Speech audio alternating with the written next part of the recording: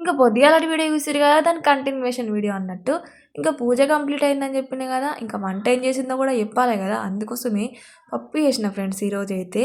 ఎందుకంటే వెడ్నెస్‌డే అయినా, సండే అయినా నో నాన్ వెజ్ ఓన్లీ వెజ్జే అన్నమాట. అందుకే పప్పు. సో, ఆ పప్పు కూడా ఏం పప్పు? కందిపప్పు. కందిపప్పు ఉన్నప్పుడు అసలుకే మొన్ననే పండుగైంది. గారెలైతే బొచ్చెడుంటాయి మన ఇంట్ల. ఇంకా గారెలు ఉండంగా మనకెందుకు దండగా అన్నట్టు పప్పుల గారెలేసుకొని తింటే ఆహా! ఏమి రుచి. అసలు నాన్ వెజ్జే పనికిరాదు అనుకోర్రి. నాన్ వెజ్‌లో కూడా గారెలు మంచిగుంటాయి అనుకోర్రి. అది వేరే ముచ్చట. బట్ పప్పులోనైతే గారెలు ఎంతమందికి ఇష్టం అని అయితే కామెంట్ చేయిర్రి.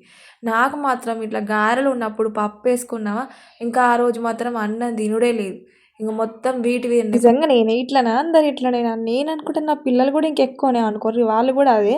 సో, పొద్దుగాల చాయలైనా అప్పాలే, ఇంకా కూరలలో కూడా అప్పాలి. ఇక అన్నం ఏం తింటారు చెప్పుర్రి? అన్నం అంతా వేస్ట్ అయితుంది. మీ పరిస్థితి కూడా ఉంటేనా కామెంట్ చేయండి. వీడియోకి లైక్